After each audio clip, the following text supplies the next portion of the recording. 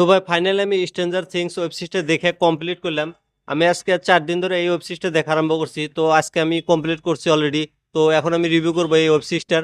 তো এটা volume 1 release করে দেওয়া হয়েছে, 4টা এপিসোড আছে এই ওয়েব সিরিজের ভিতরে। তোমার সময় কমসে কম 6 থেকে 7 ঘন্টা লাগতে পারে।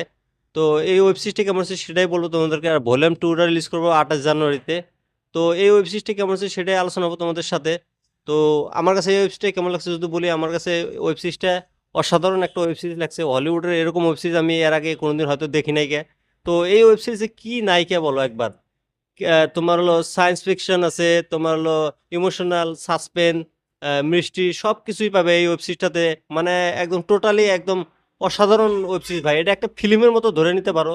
তোমার এই ওয়েব সিরিজটা যদি তোমরা দেখো একবার, তোমরা অ্যাভেঞ্জার মুভি ভুলে যাবে ভাই, এরকম ধরনের ওয়েব সিরিজ বানাচ্ছে। আর তো সেকেন্ড ভলিউম আসবো তোমার জানুয়ারিতে, তখন কি অবস্থা হবো ভাই দেখো একবার। এই ওয়েব সিরিজটা রিলিজ করার লগে লগে তোমার নেটফ্লিক্স ক্র্যাশ করে দিছে ভাই, এত মানে ভিউ আছে এই ওয়েব সিরিজটার উপরে। তো কাহিনীটার কথা যদি বলি, কাহিনীটা সেখান থেকে শুরু হয় যেখান থেকে শেষ হচ্ছিল। তো একটা ভিলেনের এন্ট্রি হয়ে যায়, নাম হলো বেটনা, সে ডেঞ্জার ধরনের ভিলেন। তো আমার তো খুব ভালো লাগছে এই ভিলেনটাকে। তো যখন তখন মানে সে আসে বা এন্ট্রি হয় না, তখন তখন একদম পুরো তাবাহিম বাঁচায় হলায়। আর এক সাইডে আছে 6-7টা ছেলে, যারা মানে সবার কাছে একটা ন্যাচারাল শক্তি থাকে। তো তারা এই ভিলেনটার বিরুদ্ধে মানে লড়াই করে। বাকি যা আছে তোমরা সব ওয়েব সিরিজটা দেখলে বুঝতে পারবো, যারা যারা প্রথম পার্টগুলো দেখে নাই তারা দেখে যদি এই ওয়েব সিরিজটা দেখে তাহলে বুঝতে পারবো। আর যারা যারা ডাইরেক্ট দেখতে চায় এই ওয়েব সিরিজটা, তাহলে তো মাথার উপর দিয়ে চলে যাবো, এটা গ্যারান্টি আছে। তো এই ওয়েব সিরিজটার খারাপ দিকের কথা যদি বলি, এই ওয়েব সিরিজটা অ্যাকচুয়ালি বহুত বড় হয়ে গেছে। আর এই ওয়েব সিরিজে মানে কাহিনীটা ধরাইতে গেলে অল্প টাইম লাগাইছে, মানে ছোটবেলা সিজন থেকে দেখাইছিল। তো প্রথম 2 পার্টটা অল্প বোরিং বোরিং টাইপের লাগছে।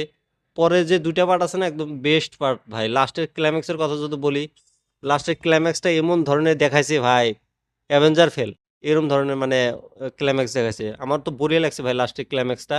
আর তো সিজন 5, তো সিজন 6 তো আসবে, আর ভলিউম তোমার হলো 2।